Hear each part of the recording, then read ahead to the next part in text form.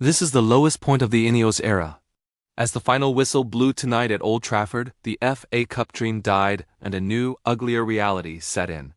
Manchester United won, Brighton 2. But the real story isn't the scoreline, it's the banners.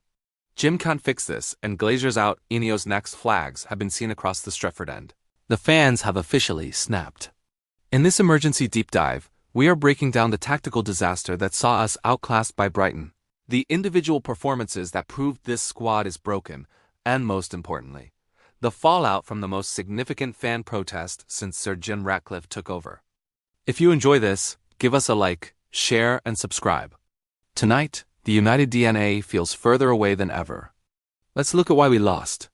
Darren Fletcher went with a 4-2-3-1 box midfield to fit Mason Mount and Bruno Fernandes into the side. On paper, it was brave. In reality, it was a suicide mission. Brighton's Fabian Herzler saw the trap and exploited it. By dropping Pascal Grob deep and pulling our pivot of Mainu and Ugarte out of position, they opened up a highway through the middle of the pitch. Gruda and Welbeck are absolutely terrorizing our defense, and it's driving me crazy. Lenny Yoro and a returning Martinez were left completely exposed. We had no width, no outlet, and no control. It was a tactical schooling. If Ole Gunnar Solskjaer was watching from the stands, as reports suggest, he just saw exactly how deep the rot goes. This isn't a team that needs a healer. It's a team that needs a total structural rebuild.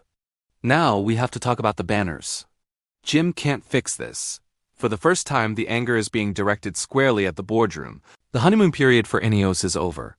The fans are sending a message. You can change the CEO, you can change the sporting director, and you can fire the manager, but if the results on the pitch stay this bad, you are part of the problem. The failure to appoint an interim manager before this game looks like a catastrophic error of judgment by Omar Barada and Dan Ashworth. They left Darren Fletcher, a man with no senior experience, to lead us into a knockout game against one of the best tactical teams in Europe. The fans aren't just angry at the players. They are angry at the lack of leadership from the top. Individual performances tonight? Lenny Yoro and Patrick Dorgu are the only one who can hold his head high. Harry Maguire looked rusty, and Mason Mount struggled to influence the game after the first 20 minutes. Benjamin Sesko scored our only goal, but he was a lonely figure up front.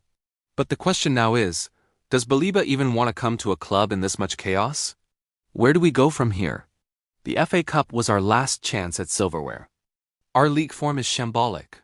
Tomorrow morning, the club must announce Ole Gunnar Solskjaer and Michael Carrick. There is no more room for evaluation or data-driven searches. The house is on fire. My final verdict. This was a shameful night for Manchester United. The fans are right to be angry.